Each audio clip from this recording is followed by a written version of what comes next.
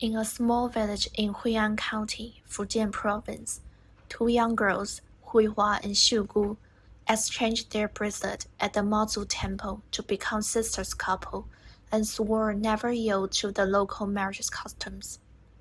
But that doesn't keep them from the fate of getting married. Twin Bracelet was released in 1989 and is the early work of Taiwanese female director黄玉珊.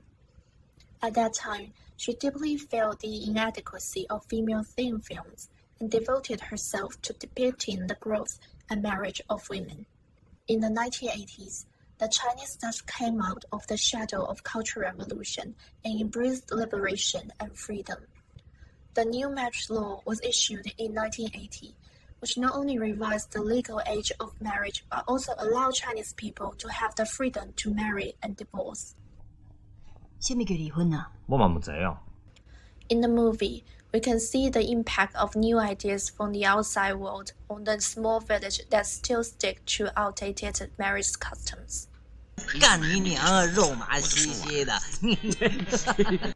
Females here are promised marriage in their teens. 3 days after marriage, they must go back to their mother's house to live permanently and undertake various household work in the family. Besides returning to their mother's house on the 3rd day of marriage, Hui'an women could only see their husbands 3 times a year.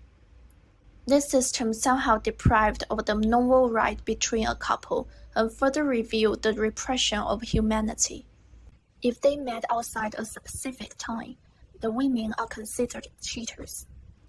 As in the movie, after the villagers found out that Mei Zhen and her husband met on a day other than the one allowed by the rules, they only blamed the woman and asked Mei Zhen's husband to beat her. This entire scene reflects the villagers' long-standing objectification of women and highlights the difficulty of individual strength to resist the deep-rooted feudal ideology. Mei Zhen is not understood by the villagers when she expresses her injustice. This stubborn system led to Mei Zhen's suicide. Even women with a certain number of new ideas, such as Huihua, cannot fight the feudal ideas in the general environment through their own power. She has always brave enough to resist the local marriage customs, refusing to become a subordinate to her husband. However, it was difficult for her to fight powerful patriarchy alone. Her final way to free herself is to commit suicide. In Huang Yushan's films, women mostly choose to defect from the patriarchal order. In the film, we can see several stages of awakening women's independent consciousness. Huihua's sister-in-law was abused to death by her elder brother. The next scene is when Huihua's mother smiles and used the dowry from Huihua's marriage to find another daughter-in-law. Under the traditional system, women are only reproductive tools that can be traded. Xiugu was very lucky to meet A Guang.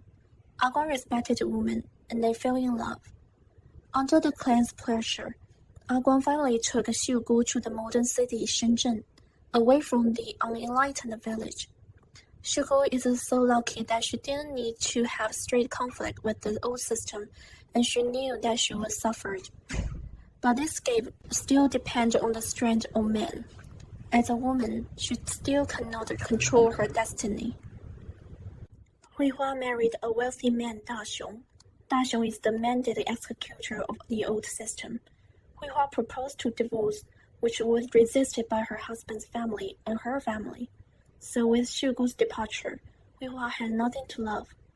She is radical, even wearing the bride's black clothes, but she would rather die than return to her husband's family, which shows that although she yearns for marriage, she will never give in to her unfairness.